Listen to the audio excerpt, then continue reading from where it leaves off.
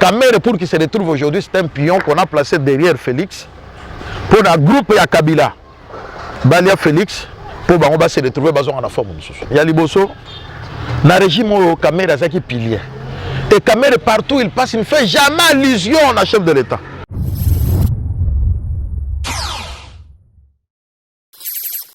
MD Télévision, toujours au chevet d'actualité. Madame, Messieurs, bonjour, bonsoir. C'est là, dépend de l'heure à laquelle vous nous regardez à travers le monde. Merci beaucoup. Nous avons confiance dans MD Télévision. Vous s'abonner massivement pour ne rien rater dans la chaîne Nabino des événements. Information fiable, vérifiable objectivement. Voilà. Basangoza est belé na Kinshasa, na Congo, et ailleurs par rapport à la politique, il y a un nabiso, oyo lelo na émission nabino, il y a politique au président Kabino, to kolobanga mingi o Italie, mais insécurité o ezali na est. Bunaga na lelo 100 jours déjà, il y a quelques jours, oyo non, ça dit 3 mois et quelques jours.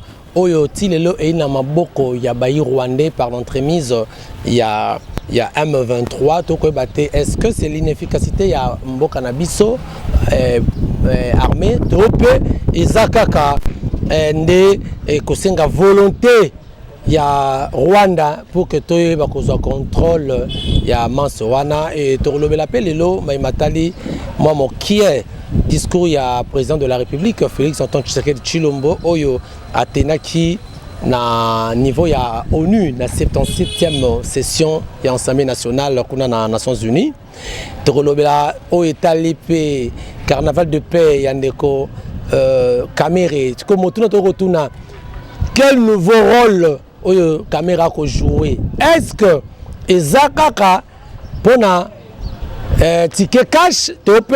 Il y a un agenda caché, Tokolobela Yango. Tokolobela Maimatali, l'arrestation, il y a un Covid Chimanga, Petoko Brossé, Maimatali. Oyo, IDPS. Ndengenini, Kotambolati, le Oyo, Makambo, Kokende, Ndengenini. Nango, nana plaisir, Yakoyamba, le Moko, Yabayaka, Narobengem Biaka, Yaba ancien, il y a IDPS, Tilelo, est-ce qu'à Zalakato, pas Zalakate, Azali Kada, IDPS, mais c'est. Chocho, ingénieur Chocho, bonjour ingénieur Chocho. Bonjour Ndego Jimmy. Boni. Oui, ça va bien, très bien. Boni d'abord, santé. Moi de la santé c'est bon. Bon, santé Mboga, ça va hein? Non, santé Mboga, ça ne va pas. Comment ça? Qui vous n'a pas Mboga, Banguna, ça va. Non, on a un dérangeant, on a un dérangeant, Salibiso, Kilibiso. Malgré nous, ça va. Pas ça grâce. Alors, dans le lobby, dans la salle de présentation, on a le lobby que aux alliés, Moko Yabai IDPS, parti présidentiel, aux Alarakaka, Topo Olongwa. Donc, on a Jimmy. Nana Olongwa, on a IDPS. IDPS est un parti démocratique. Les statuts de l'IDPS dit l'adhésion est libre et la sortie est libre. Nana Olongwa, Nana Bimate, est libre. Mais opposant la carte à parti. Bon, vous pouvez m'appeler comme vous voulez, mais je ne suis pas un opposant comme tel. Considérez-moi en andeng, vous considérez mais je suis parmi les gens qui sont en train de réclamer les droits des combattants de l'UDPS qui ont tant souffert, qui les lois souffrances ont continué. J'ai le courage de le dire et passer dans petit écran pour le dire, malgré que les autres. Mais moi, je ne cache pas mes sentiments, je parle à cœur ouvert. Est-ce qu'aujourd'hui, vous êtes très content comme on a la façon dont gestion il y a eu de PES et Kokendelelo? De Onanga. Nandenga gestion à IDPS, c'est différent de la gestion à Mboka. L'IDPS ne tourne pas, l'IDPS ne marche pas, l'IDPS est bloqué par un groupe d'individus. Moko, il y a un individu, mais c'est Kabound, non? Kabound a coûté un l'IDPS. On sait comment, par quelle magie, il est devenu président national, secrétaire général. Bon, on ne refuse pas. Mais sa gestion de l'IDPS, tout le monde avait décrié. Mais quand moi j'ai décrié, j'avais dit à Kabound un jour, parti au Koufela Batou, et les sangs des non-martyrs, ils ont réclamé au Nakabouya. Parce que vous gérez très mal les partis. Et ça bien privé à Moutouté. Moutou a Koufela Borwana, et c'est que Moulumba de res mémoire, à sa place à ça. Bangoté. Bah, c'est souvenir, hein, na Bato Belé, Balia, Badonda, bah, c'est là. Ce parti nous appartient de tous, mais la gestion n'est pas saine. Bosso Bokana Moubaki déjà. Nini Wila na Moubaki. Oui, bien, c'est un solo Valentin. Beta Kaye, Abeta Kaye, hein? Bon, Kobeta c'est dur, hein, Azam Obali Netinga, Nakolo Bakobeta Teme, Tosi Malaga Nanzoto, et Belé Basepelarati. Oh, les lobes commis opposés à Moubaki. Moi, quand j'ai commencé cette lutte contre Moubaki, puisqu'on a Timbela Kaye, que Moubaki nous faisait des aventures. Depuis 2005-2006, Moubaki nous faisait des aventures. Quand je suis allé parler au président national, Etienne Tshisekedi Omolumba, nous avons une réunion au hôtel de ville où j'étais le chef de la délégation. Et dans cette délégation, il y avait Désiré Bilian, que je salue en passant, qui est le nouveau ministre de l'agriculture. L'agriculture, Bakovo Ingila, Bazaki Belé, professeur Rola Bakoufa, Batozaki Belé. D'un coup, c'était pour une organisation d'une marche. Invitation Yaki, et hôtel de ville, Bakotika on a limité, président Etienne Tshisekedi Omolumba Bengenga, qui va représenter l'IDPS comme chef de mission na place au Bozoken. Nous sommes allés là-bas. Potana, comment nous allons organiser, axe tout ça la marche. Du coup, c'était un coup de fil qui a surgi. Et quand tu écoutes ma solo, qui même à comment solo là, après c'est pas monter en passant. À comment solo le téléphone, après. Oui, Kimbembe Mazunga. Jean, je les salue en passant. Après, en pleine réunion, période dans les Monique, droit de l'homme géré par Batonye Chibassou, le général Kanyama, Célestin. À la réunion, général Sabiti, et dans Kanyama, à l'époque, il était qui? Il était major. Il était major, il y a Gombe. Donc Gombe était à Lukunga. Il y a major qui s'occupait de la sécurité, il y a Lukunga. À la réunion, il y a Taboulé, il y a Zalaka, parce qu'il y a Dieu qui m'aime. La réunion a commencé à un certain moment, il y a un gouverneur, il y a un coup de fil, qui m'aime basu à son bien bon. En bon, toujours en bon, si cela est le cas. Je suis avec eux en face de moi, ils sont considérés comme ils sont en état d'arrestation, je les arrête, tout ça, tout ça. Qui me met ici. Alors oui, non, je viens d'avoir un coup de fil de la direction politique de l'IDPS et le 8 marche organisé. Et ça, bah, il est bien monté. Oh. Natouni qui me met. À cette époque, qui était le secrétaire général? C'était Rémi Massamba, Makiese, qui était le secrétaire général. Après, Natouni qui me met la direction politique de l'IDPS. Qui a dit et qui a appelé? Qui a dit et qui a appelé? À la fin, oh non, moi je suis la vérité. Réunion retenir en sauté. Voilà la difficulté que nous avons rencontrée. Nasuka, il était obligé de dire la vérité. Cette vérité, c'était quoi? Dire que non, c'est Valentin Moubaki qui a appelé pour dire que non, marche à la bien hôtel. Et puis, ça qui m'a boulot dans la salle. Il fallait faire rapport au président national, le fait Dr Etienne Tshisekedi Omolumba. Oui. Je suis entré dans son bureau pour appeler ces rapports. Période d'ango, Ezalaka Akamantia, à Koufa, il y a directeur de cabinet.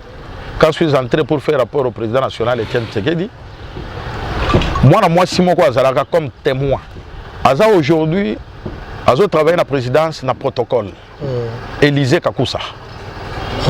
À côté de la bureau président, la président rapport, on a dit que non, voilà, il y a un coup de fil, il y a non, direction politique est évitée. Voilà, président, c'est-à-dire Etienne Tshisekedi Omolumba. Voilà. Ah bien bon, qui vous a dit ça? Non, c'est Jean qui même lui-même, il était là. Oh, c'est vrai. Etienne Tshisekedi Omolumba, il y a donc l'adhésion a été prise à l'insu même du président national. Oui. Oui. Alobi va dire à Valentin de cesser de faire ce qu'il fait. Si tu as des preuves que Valentin dit ça, je n'aime pas des accusations gratuites. Va dire à Valentin de cesser de faire ce qu'il fait. Je suis allé, j'ai vu le président Valentin, il n'était pas accompagné dans la bureau, et dans la permanence, c'est dans la 10e rue. Nassé, Nandakou, il y a Alexis Moutanda. Mobak à côté, à côté, la bureau, on a pêché Motena, sort de mon bureau. Ah voilà. Ça a commencé par là, Topotana, la force du progrès, moi, Eliami. Babora Betamaki. Babora Betamaki. Reste pas que notre tout le monde. Oh, t'es ayebi. Vous savez même. T'es depuis on a tout le croisé. T'es tout le croisé. Parce qu'on a continué en opposition contre eux, au moment où les dirigeants actuels de l'IDPS, ils étaient des Moubakistes. Oh, d'ailleurs, tu avais condamné. bakondana nga bakoma tina niveau kolobake non vu ce que j'ai fait na kokota na lupango ya Etienne Tshisekedi Mulumba te na bisa bango na kokota. Même l'actuel président aussi. Je pèse bien mes mots, pas respect au président. Je sais que période d'ango, il était très proche de Valentin. Azalaka pour ngate. OK. Azalaka pour ngate. Yango boxa o lelo approcher tayote. Te ngana nazo banga ngate mutu na ngezo sala. Ata na zua boete nzamba ebinene a opesa nga ofutaka na litonga nazo sala. Voilà. Très bien. C'est ce qui a fait que non à Moubaki est tombé. En fait, à cause de ça, Kende aussi qui moi accrochage na président Moubaki. Voilà. Il a président Moubaki à cette époque-là. Dans le président du comité national. Président du comité national. C'était la toute première fonction que Moubaki a eu dans l'IDPS. Il était le conseil privé de Etienne Tshisekedi Mulumba. Moubaki nous a donné. Au moment où vous étiez dans l'IDPS, il y a Zara dans l'IDPS. Non. Moubaki a eu après. Moubaki a eu en 93 après conférence nationale. C'est comme ça que Etienne Tshisekedi va le prendre comme son conseiller. Privé. Bino déjà bon. Des années 89. Moi je suis entré officiellement dans l'IDPS en 1988. En 1988, je suis entré officiellement dans l'IDPS. J'étais en premier gradué à l'ISTA. l'ISTA Mouché Tozan à Bazonga. Tout ça avant tout contre l'actualité, tout ça moi c'est un OK. Ba photo d'un bon non. Ndo Jimmy. Oyo bébé c'est monsieur Pamba. Na colère à danser pour la Rwanda. Qui est là mon cher? Bafutanga l'art nangati mais ba osoma ba palais ba immeuble il dépêche au pouvoir bafutanga l'art te encore rappeler nyonga les arianine non na yamba na ba chaîne moko boye opesa oui pourquoi lango parce que le lorsque yo ba kolanda yo pourquoi yo bazana il dépêche na nyonga na yebisa bango ke tous ces gens les lo bazo donna na lito il dépêche ça là obiso tout au sala ba comme ba millionnaire les lo bazana na l'art na période on ngande na zaka na l'art na tchaka l'art na nganje na ba kabuya lelo je dis bien tout le monde bazaka na l'art so bazaka na l'art mais ba financer il dépêche tout moko bazaka na l'art après dialogue dialogue d'Afrique du Sud tozongi ba nommé secrétaire général Massamba comme mon président tout le président mon président je vais fonctionner comment pour dans la caisse c'est vide il n'y a rien et tel secrétaire d'Atali à lobby tu sais la seule possibilité qu'il faut avoir l'argent dans l'IDPS il faut imprimer les cartes balancer appel d'offres toya ebele ngape la carte. Et les communes, non, l'IDPS n'a pas l'argent, Bossala Yanyongo, après l'IDPS va vous payer. Tout le monde, tout la mousse Yazaza. Bakenda, Natika Langamoko. Nandimi. Kapika Joseph Ouazaki, ministre de l'économie. Naboua, Mouala Bol Makob, Aza la présidence, les lots. Aza parmi les conseillers à président, à niveau, je crois qu'à côté économie. Aza qui trésorier. Kapika Joseph Ouazaki, ministre de l'économie, Aza qui a finance. Massamba, numéro 1. Il y a parti. Babenganga, j'ai accepté. Babenganga, tout ça le contrat. Le contrat disait ceci. 60 jours après livraison, imprimerie Tchotcho.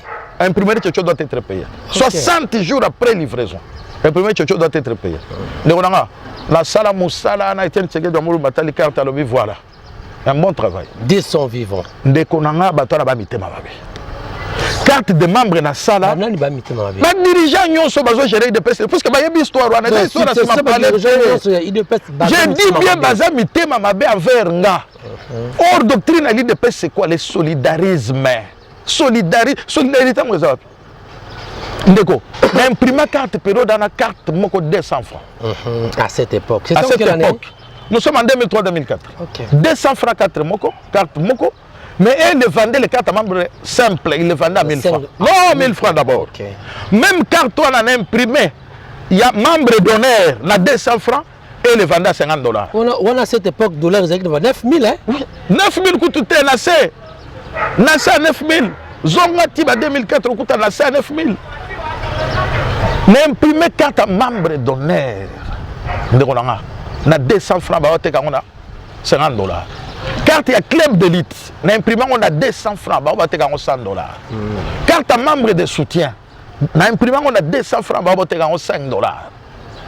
Carte à comité national, au Moubek Azalaki, comité national, on a 5 $, mais l'imprimant on a 200 francs. On a 500 cartes, puisque on a 500. Mais mon frère, on a un bon côté. Et ça qui nombre comme Montanine. Montagne, on a Toyo Longwana, na tchèque.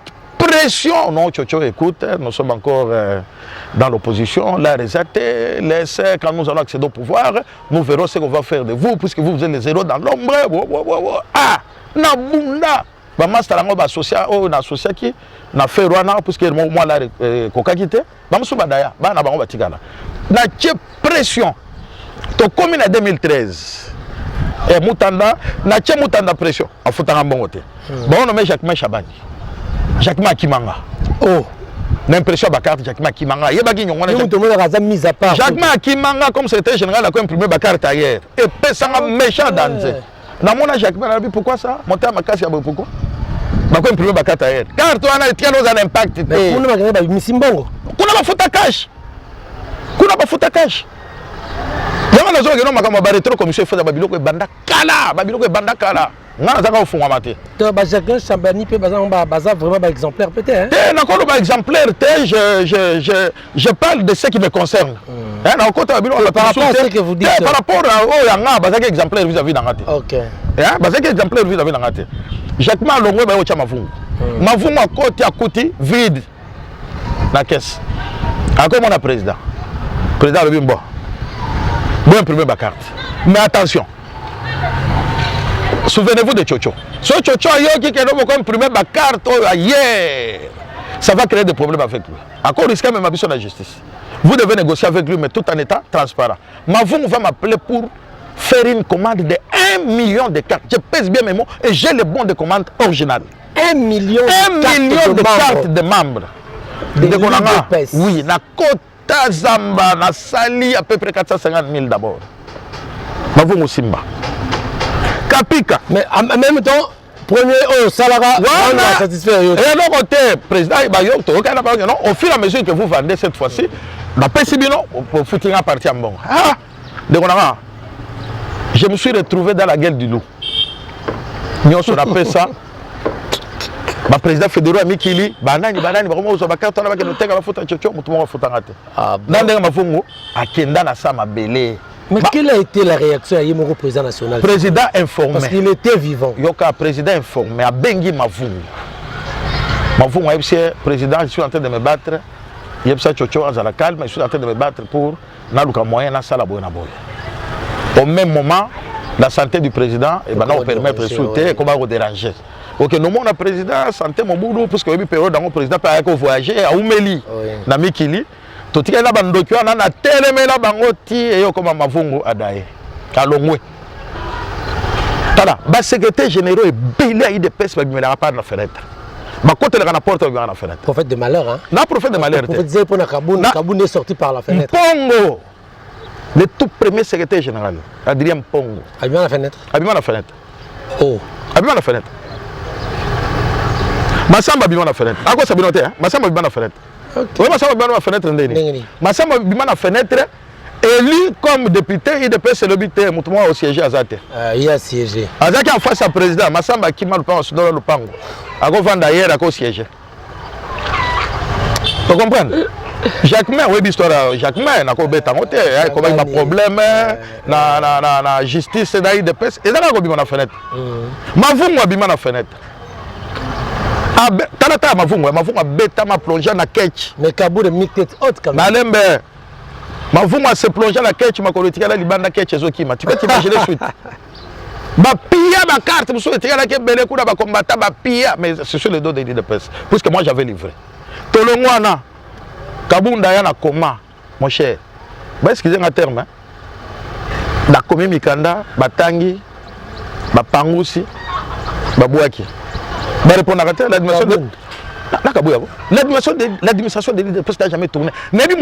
Comment Mukanda va répondre à l'IDPS? C'est vrai. Non, n'a habité. Kaboun est sorti par la fenêtre. Kaboun est sorti par la fenêtre. Je t'avais dit, tu te souviens, l'émission ils m'ont trouvé dans ces parties. Il y en a besoin de malheur. Dans un prophète de malheur, moi je suis quelqu'un qui a été formé pour voir ce qui viendra demain.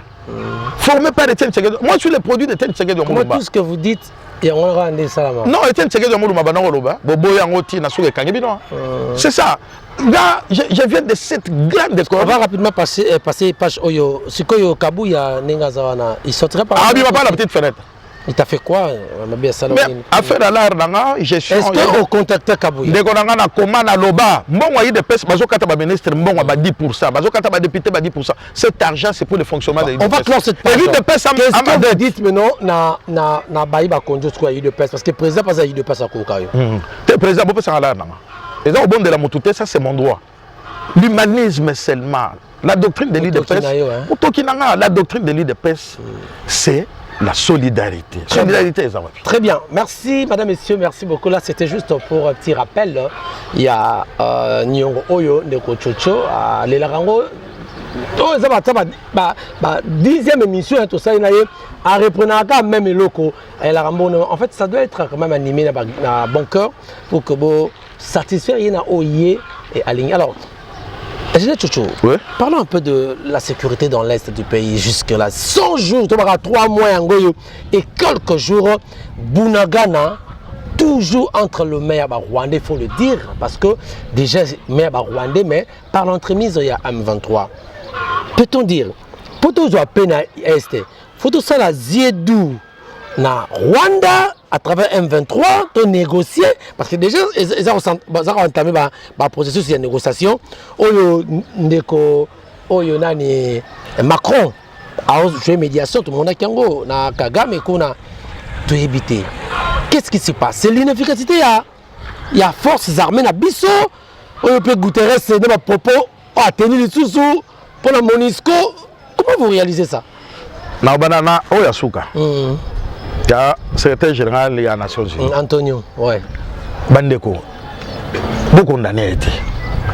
Comment ça? S'il y a un Congolais, s'il vous plaît, ça n'engage que moi. Oui. S'il y a un Congolais qui va condamner ce secrétaire général-là, normalement, il doit aligner Congo. Mais il va condamner et créer polémique. Non.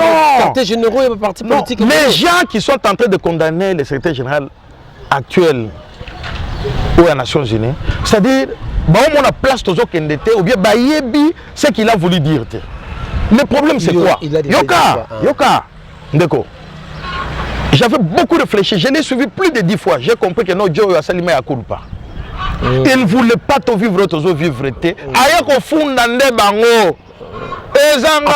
Afundi bamindele États-Unis, France. Ayoko fundande bango. Manduki badjana bazo utiliser bino bache bino sanction. Manduki bapesi badjana. Bino bozana ngote biso pe tozana ngote. To atake badjana ndele. Mais Monisco c'est la puissance. Ayoko funda. C'est-à-dire quoi? Monisco ayo salagi ayo. C'est un branchement de commerce international na RDC. Il y a une vérité. Vous condamnez Monisco. Vous devez condamner bateau bapesi bino sanction. Mandouke aux nations, il faut avoir un sango rebelle. Vous condamnez les Nations Unies. Et un débat. Afungoli de misu. Toye bandani toko ko attaquer les lots. Toko attaquer Monisco. Bien sûr, Monisco il faut qu'il y ait. Mais bah oyo bah c'est là que non Monisco ya awa. Bah on est pas bloqué biso. Toche secrétaire général à la pression tina souka yo biso vérité. Bandeko. Et le robino bozo là et qu'on y a été parce que t'as la position d'abus la position d'abino et on a fumé de miso. Suite à pression hein. Suite à pression. C'est-à-dire n'engazana non bangela ba ko baré. Abimisi secret mon comme nene aux Nations Unies bombaki tellement que lui était sous pression à mon lequel lié abimisi yango ba mindele ba kolia. Ba ko bomaye. Tu comprends? C'est-à-dire en disant ça, il a voulu faire voir qu'il était contre le Rwanda. Il est contre l'agression au Rwanda. Mais moi, je n'ai rien à faire. Puisque la vérité, il y a un gros. Mais comment expliquer une force internationale comme la Monisco à la sous-équipée par rapport à un groupe d'individus qui va attaquer, ceux qui peuvent attaquer 300 000 hommes, ceux qui peuvent 500 000, mais quand même. Ndeko, complot à Oyozo le Karabudanga na lelo. Na salaka na mission kala. Na biso ko na lobby président Fachi na oyokele mawa pour kaza civil. La seule possibilité que le président Fachi avait, c'était de fusiller la plupart des généraux. Nyonso bazako. Les arrêter tous. Tous les généraux qui sont là-bas sont des affairistes. Même ceux qui sont ici sont des affairistes. On va bloquer le président. Donc moi je suis content du fait que non, j'avais prédit ça bien avant. Si je me souviens bien, ça doit être dans les mois, Zalakika, tout justement, le président a décrété état de siège. Dans le lobby président, pour Bimana et Lokoyo. Trop des aventuriers parmi les généraux. Il faut commencer à les arrêter. Vous les mettez là-bas. Toyo! Ni balé 5, 10, que non, Toyo, Toyo. C'est la vérité. Tant qu'on dit que non, la Bible fait. Non, la fonction que le président Félix occupe, les fonctions que gérer avec l'état d'âme. Si tu veux gérer cette fonction avec l'état d'âme, dépose, ils ont à l'église, alléluia, amen, ou bien comme un pasteur. Mais quand on est chef de l'état, au état d'âme et Simbate, tu vois, on est le Corée du Nord. Là, c'est pour la Petit en affaire.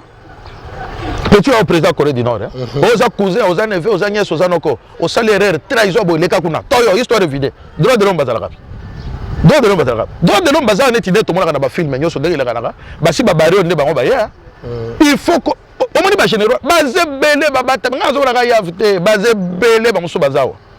Besoin de Yav Moussou. Et quelque part, nous donnons raison à Mbosso quand il avait dit Bobima na Makamboana. Lui s'attaquait plus aux députés. Oh, il y a certaines autorités aussi militaires. Papa. Au moins, les députés n'y sont pas au Est. Et belé, bazala bilanga kuna. Oh, basala affaire. En complicité, les généraux qui sont ici. Ce moment Kagame, Kagame, on a tiré, Kagame, sauf Félix Abeti et Galiko Fumoko. Kagame, de qui na Braza? Oh. De qui na Braza? Nico Fumoko Félix, Kagame au Katsa Braza. Mais voilà, Kagame ne pèse pas sur la communauté internationale, entre autres, c'est l'Amérique. Quand tu ne vois pas la face, c'est l'Amérique et la France, Lelo. Macron a yawa, Bayaga, Basouga, à l'aéroport à Rwanda, Bakoti, Basolo, Libake. Hein? Basolo, Libake. Lelo, sur un état de siège, moi, ça produit. Ça produit dans quel sens? D'après yo, état de siège, Lelo, qui a une année. Oh, Bazo, Bazo, Boyango, Zaba Félix, Babutu, Bako, Bimisaba, Minéré, Katsi. Si on a Boutou, sur Bima, Monio, Toyo. Il y a une économie d'un chiffre d'affaires une année, toujours qu'un état de siège, pendant l'état de siège, c'est positif. Papa, Ezaba Namboka wana ndoko kutakuna. Namboyi a se déguisé. Ils sont des loups pendant la journée et les lions pendant la nuit. Banamboka wana. En complicité dans les généraux. Autour de la Moutou, à tel moment où on reflète Kaboya, Bimia se déguisé à la Tibabor. 4 heures à Sonia, Fazel à Zoroflé. À Zoroflé Netio. Or, on doit opérer Bilogana. Affaire à Est, les affaires purement congolais. Au moins, les généraux, on a son président, si l'année n'a pas généraux. Il y a purement congolais. Moi, je parle purement congolais parce que les vrais traîtres d'abord sont les Congolais. Ils ont exclu Rwanda. Non, Rwanda, jusque-là, Rwanda a une capacité. Rwanda, purement congolais. C'est une affaire de Congolais. Moi, je lui donne raison parfois. Pourquoi? Et Belé, Kagame force sont des Congolais. Yami Balé na mona Rwanda te na mona communauté internationale. Unsabisote. Le loso qui balobi attaque na Rwanda za mandoki na ngazara, ba pesa Rwanda na embargo. Depuis ba pesa biso embargo. To potana Rwanda okokate. Na mona Rwanda te, na mona plus la communauté internationale qui est derrière Kagame. Na ba Congolais les traîtres qui sont ici qu'il faut fusiller chaque jour. Mais président la Bible dit non. Mon président, avec tout respect, à un certain moment, il faut châtier. Merci Jivanti Ntsingui pour nous avoir regardé. Merci beaucoup, que Dieu te bénisse. Alors, ingénieur Tchocho, comment vous avez jugé l'intervention? Il y a le président Félix, on a cette 7e session, il y a Assemblée Générale, il y a Nations Unies. Est-ce qu'il a raté l'occasion? Topé, il a saisi l'opportunité? Ndegoranga, j'ai la émission 2 jours avant le président a maté le podium à Nations Unies. J'étais satisfait, Moutouakos à la 100%. Déjà 90%, j'étais satisfait. Et les bandits, maintenant, voilà un combattant qui parle. Ce n'est plus maintenant le chef de l'État qui parle. Aujourd'hui, les gens qui les traitaient d'un civil, à la Tibagalon, il y a numéro 1, il y a FARDC. Pour avoir fait quoi? Pour avoir dit quoi spécial? Le président a très bien parlé et il a mis... Très bien parlé? J'ai dit trop même. Ah bon? Et il a mis la communauté internationale à genoux. Ah bon? À genoux. Un bon discours, bien préparé. Cette fois-ci, j'ai compris que le président lui-même avait veillé sur ce discours-là. Lui-même avait veillé. Comme si tout le monde avait au comité. Non. Loba, Basalaka, il donne confiance. Non, c'est normal. Mais cette fois-ci, sur ce discours, et vu l'état de la nation, je crois que c'est le président qui a donné la ligne à suivre. Par rapport à très trop, on a discours à Bafanture, on a fait les yeux de la communauté internationale, fait les yeux de la Kagame, Rwanda. Non, cette fois-ci, le président n'a pas parlé comme le chef de l'État, non. Il a parlé comme un général militaire et combattant. Satisfait. Je suis satisfait. Parce que j'ai compris maintenant que mon président, je suis votre conseiller, soit militaire, mais merci beaucoup et courage. Mais on a une intervention après, na RFI. Oui, j'ai tout suivi. Vous a convaincu, il a dit que il y a SC, ça ne dépend pas de nous, il faut la force et la force régionale. Au moins, l'embargo, les Africains, il faut la uni contre la communauté internationale à travers le Rwanda. Force wanaya mais base la. Vous êtes d'accord? Base la limite. Mais force et ancienne yo ko CP nango. Mais bango baza soutenir kuna la plupart des pays baza wana. Si ba likolo ba niloti qui nous combattent, c'est pas néo. Au moins ba joana na ibi suka nango ezana facture to refutaka. Bazo et la bisoté que non pour na bon. La conséquence c'est sur votre territoire na biso. Kabila le père ayaka na afdel na Rwanda. Oui. Ma afdel et ma biso. Oui. Toyebi biloko na ndenge ma biso. Omoni Congo yo ndeko nanga. Baya na bango. Basala ne balingi. Muto katete na Congo akena ngo azate. Oh, azate. Muto katanga azate. Question de curiosité. Est-ce que le président de la République Félix, il est président de la République en même temps chef de l'État? Ça se joue na Joana chef de l'État. Papa, naibi ke zapasi. Des années tu on anda kuna yo. Ba obomelo mwana obie bana. Ba obengo chef de famille. Tout ça bomelo mwana. Oui, obemelo chef de président de la République mais ba obengo papa et chef de famille. Ba obengo papa et chef de famille. Félix a hérité un pouvoir piégé par la communauté internationale. Naba Kabila, on a souvent Kabila, Bazoleka. Tara, John a en prison. Oh, Bakanga dernièrement, c'était qui? Moutouma a PPRD, mon oboye. À Saraka Bafanture, Bakanga, Yazaki na prison, Zaki Soki, Kota, Balik de Jeunes à PPRD. C'était qui? Comment on est qui m'a? John a il fallait qu'il y a bête à 10 ans en prison. Bon temps, Félix, a Zosala Geno, ils allaient dans les Bah, John a, pêché héritage de Félix, c'est qui dit. Il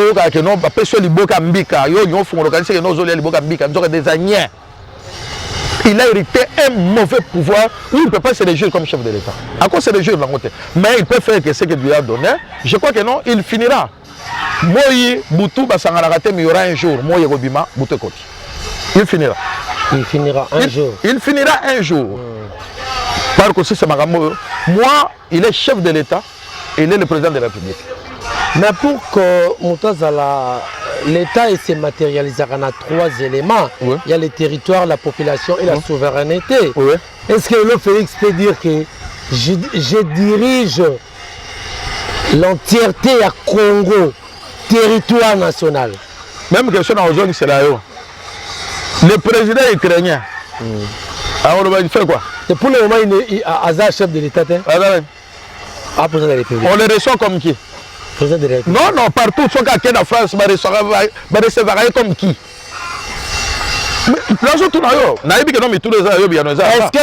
Est-ce que le président Félix a dirigé Bunagana? Ça fait partie du territoire Congo. Il y a c'est la même question. Ukraine. C'est la même réponse que je vais te donner. C'est la même réponse. Non,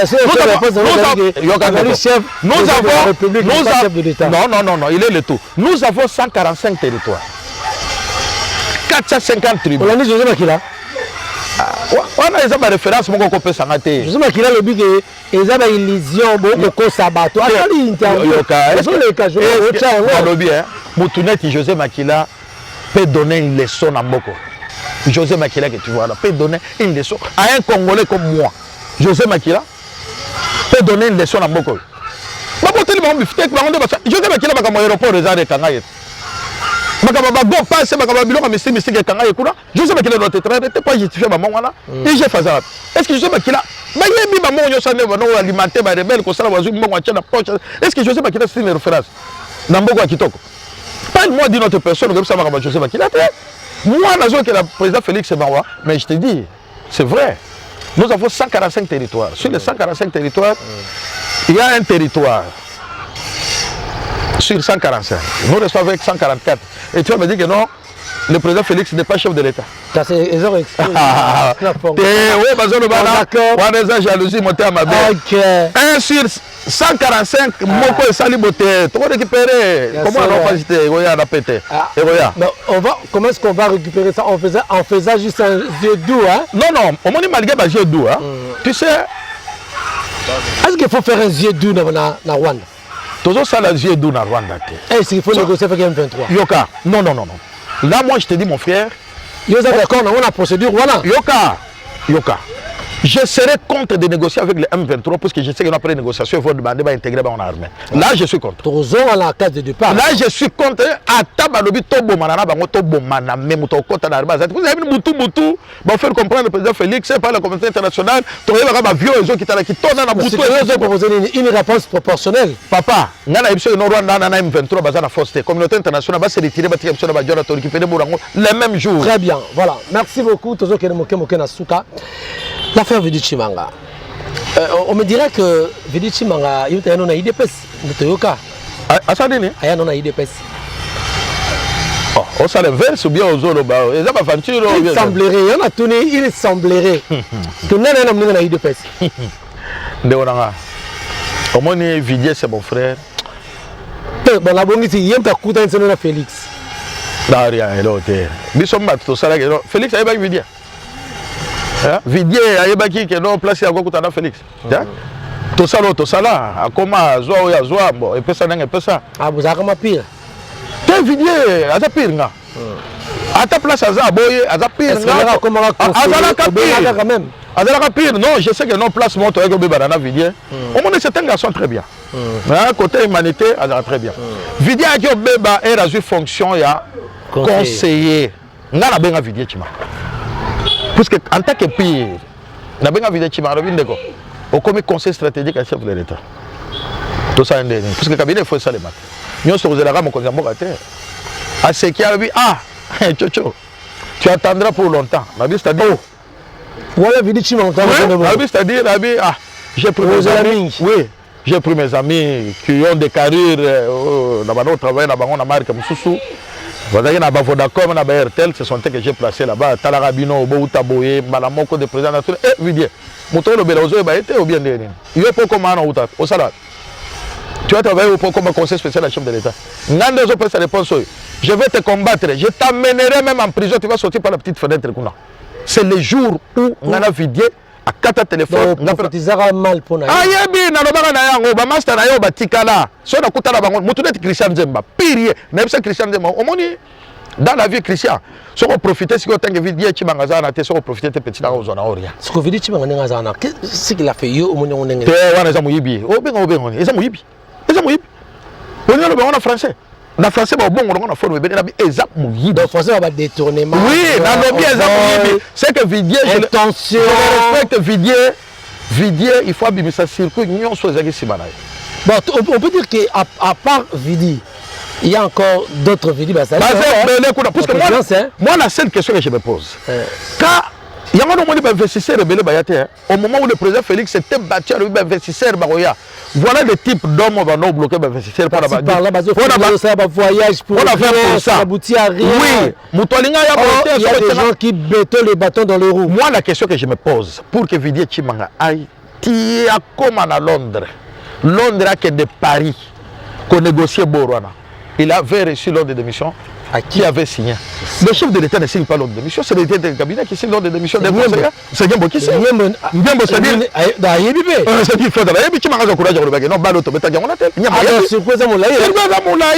C'est-à-dire, chaque jour,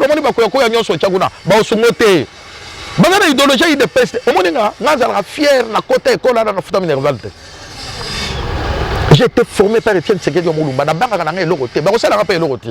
Donc, c'est un circuit à Singama Tembele, puisque pour Kenda se retrouve place à Kendaki. C'est un conseil de chef de l'État, il ne peut pas se présenter à l'aéroport que non, je il semblerait qu'il y ait un voyage privé, c'est officiel. Si c'est privé, j'ai même un point d'interrogation. Si c'est officiel pour aller négocier investissement à Moka, il y a un conseiller spécial à Mokonzi, aucun voyage privé, non. Là, c'est l'arbre qui cache la forêt. Là, c'est l'arbre qui cache la forêt. Là, il doit subir. La rigueur de la loi, c'est là où j'attends maintenant un vrai procès. Bon, celui chef pas inclus. Non, beaucoup de gens qui ont dit que papa manate. Ils ont été soumis kuna chef aya pangusa ote. Bah tu es bijou et son jeu hein, bah quand t'as sans jeu bah demande bango ils en ont engagé ça. Non non, wana na yebi na ngana ngona ba la hotel, mais no vidia a fait un piquer moi faut crise kuna. Oh bona boye pour raison humanitaire bibi na ke ngana osutuka na ngate. Na mais ça na biloko na mais quand on lui pose la question le président c'est qui a lui le président c'est moi il doit souffrir. C'est ça hein. Il faut subir là. On va chuter avec cet élément, il y a carnaval de paix. Ndeko Vidal Kamere de la prison au Karina Routourou pendant qu'il a kené vers bah comme Bunagana te mais bah il que toni bah lui que a comme Bunagana ni Willy Michiki abi a comme Bunagana te mais azaki vers Mutoro à côté de Jongo Ndela Jongo Bunagana na Routourou wana zaini wana asali mais nulle part na yo kazolo ba komo ya ticket cash oh kalina bino Félix il parle na moi peut-être que na mona batu tant il y a IDPS et Royambaye non c'est quoi quel est le nouveau rôle que Vital a rejoué lelo Ndora Motoranda président mauvais service à Babilo et un groupe à Bakaluba c'est-à-dire Kaluba Wadaki ancien président de la Cour constitutionnelle. Ah d'accord. Ah Kaluba, ok. À Salaka procès qui toko, mais na souka ba ke bebisa et la commune à poste là. Kamere devait se retrouver toujours les logos à la prison. Kamere c'est c'est ce que j'ai dit. C'est ça que Kamere est trop dangereux pour le régime. Et les Congolais ont besoin de Kamere. J'ai mis un groupe à Bajen na manif mobo Kamere. Kamere est très dangereux. Pour le régime, même pour la Félix. Non, trop quand je régime Ezanang. Qui est celui-là qu'on avait élu? Régime Ezanang. C'est lui qui incarne. C'est le président Félix. Quand j'ai dit trop dangereux pour le régime, il faut comprendre, non même. Trop dangereux pour la Félix. Et les Congolais, les lobes, ils ont monté Kamere. N'a évité. Oh, ils sont tous les bangs, oh, ils ont pire Kamere. C'est pas vérité. Kamere n'est pas un modèle. Kamere n'est pas un modèle. Si on t'a dit que Kamera Salabiso depuis Kabila au pouvoir, qui tourne une élection en 2011, où Salaka Kabila passe par rapport à Etienne Tshisekedi. Ceux qui ont Congolais, Mouto et Salaka, et puis tu as des lits de personnes qui ont beaucoup. Aux Andoki. Kamera est trop dangereux. Batikaye, Asalo Osala. La ruse. Les ruses. Kamera n'est pas un vrai modèle pour la politique congolaise, non. Kamera va nous faire des aventures et le président Félix va regretter. C'est ça, nous sommes. Au moins, les caméras qui sont là, aventure, il ne fait même pas allusion à l'Union Sonaté. Caméra, c'est un dossier mystique. Caméra, c'est qu'ils sont des gens, ceux qui sont en Corée du Nord, qui sont en Lyon, puisque comme on a carnaval, on a aventure. Il y a un agenda caché. Agenda caché, c'est mystique. Le président Félix, en 2023, sur la caméra, à se repentir. Au moins, émission de Robomba. Bomba émission un jour tozonga na yo awa Kamere azoluka se faire santé asi azui ba mbongo belé ya ba 100 jours ba commission ba biloko belé omoni nana batumi satu na regretaka na vie nanga o ba kufa période ya Kamere moto liboso monseigneur Mulumba Gigiani moto ami balé le bâtonnier Mokendi Mulumba Joseph Motomi Satou Gilbert Mondele. Au Gigiani, il y a regretté. Yo Karano. Oui, il y a même ici. Oui. Na régime. Ah, na régime, hein. Gilbert Mondele. Ok. Depuis Batoumi Satou, on a Bakoufa. Il de pèse ses amoutara. Parce que le président Kozonga a eu des pèses Tebo na Boité et pèse à Moboulou. Voilà bateau batikala qui na fondation IDPS poto kende boye o bakabuya bakoko fuka te na bakabundi te bali le biso badjwana à travers cope ya ba caméra et consort yango no moni ero sitela comme ba caméra c'est vrai ça ba bali bala na ba on ali bala na ba on te na régime na li appeler arte les ala Félix ata 10 francs na sima na ngate Muto mona nga kopera nga o apesa nga boya zate. Nga na défendre nga il faut défendre. Nga na vrai gardien à temple de personnes ezanga. O babi kumisa ka babeta ka batolo wana c'est rien. Fils moko le gardien du temple. Ah papa, ezali comme français. Hein, ezali français, na lobi on a français. Oh, mais fils moko le ba ki ezali gardien du temple. Yango temple ngo. Ya bien ya oh le Félix yemoko lobela e gardien du temple. Non, ba petia na bakuta biso na parti. To yebi neni ba petia na ba ya tous ces gens là. Ah, fils moko quoi. On m'a dit c'est l'avantage dans la on a mis comme ça raté. J'ai fait la lutte dans l'île de Pesse en cachant mes diplômes. Les gens me prenaient pour un petit monsieur. Il y en a qui ont une image, même émission en anglais ou en français dans ça, il a je suis de la première promotion au Balissé, ça il l'habillement. Je suis ingénieur à zéro en génie mécanique, orientation mécanique. Non, Blaise Boula. Non, Blaise, tu as gradué, on a continué. Ma même promotion à Blaise Boula. Vous comprenez? Tout le monde a un diplôme, tout ça, puisque les Sphinx disait, écoutez. Donc, ce qu'on peut retenir, que Kamere a un agenda caché. Non, il a un agenda caché, Robima. Comment on n'est même pas présent. D'ailleurs, ça va faire passer. Le lot Kamere n'a qui vous en a attaqué. C'était Kamere, mon président Félix, Félix m'a voix qu'on a. Le Kouta. Oh, c'est préparé le terrain. Le Kouta va préparer le terrain. Zoya Tchèna, Tchèna Bolo quoi. Kamere a Zagina Bolo quoi. Qui vous? Bassagini. RDC est là, balkanisé. Courage, Vendegonanga, Boza, Boza. Nous luttons pour la RDC, mon RDC Azate. Il y a même des affaires à l'art, Nangandegonanga. Borona Nautica Bango jamais. Bongo no Senga Kabouyati. Augustin Kabouya. Lelo n'a bien eu secrétaire général puisque commission CDP PSAQ au pouvoir, n'a bien eu CG. Tala, tu es banni bien. L'histoire à l'art n'a bien. Et ça, c'est comme au bon de l'hôtel ou bien au bon de la moutouté. Bon fond la caisse de pèse voilà au bateau pèse au beau salon aventure na besoin là na beau pèse bon fois mi sangate là on comme on a 48 000 peut-être na tika na 5 000 na lié ça ba petit na mswana ke na ngona banyongo utosunga nga Albert Moleka ndeko ba futa mbo na pèse là wana bo pèse là na au chef de l'état le cabinet doit tomber plein de chimanga là-bas de Vidier il faut balongwa nga il faut na remplacer chimanga na il faut na remplacer chimanga puisque mutu eza na suki wana. Très bien. Merci beaucoup Balandi ya MD Télévision parce que nazaki na plaisir ya ko solo la lelo na mwana mboka chocho oyo wapi tobeti masolo mai matali mboka la biso et politique hein toyebi que non est-ce que simba teti lelo bunagana toujours entre le mains ya ba Rwandais à travers M23 tobeti mai matali ba arrestation lelo yo caméra ko sala kuna to boyoki mituna ezaki yangai miyano ezaki ndeko Ndeko Chocho Otobetni Masolo a fingité, il a fait tout simplement réclamer ses droits. Merci merci na président Massomo de Blendé, Yala Raya, l'Info Moyambanza. Merci également à MD Télévision. Continuez à vous abonner massivement à MD Télévision car vous ne serez jamais déçus.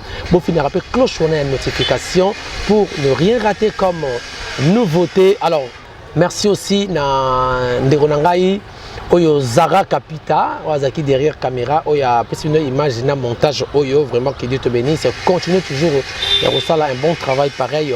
Ce qui nous a prochainement pour un autre numéro. Ciao.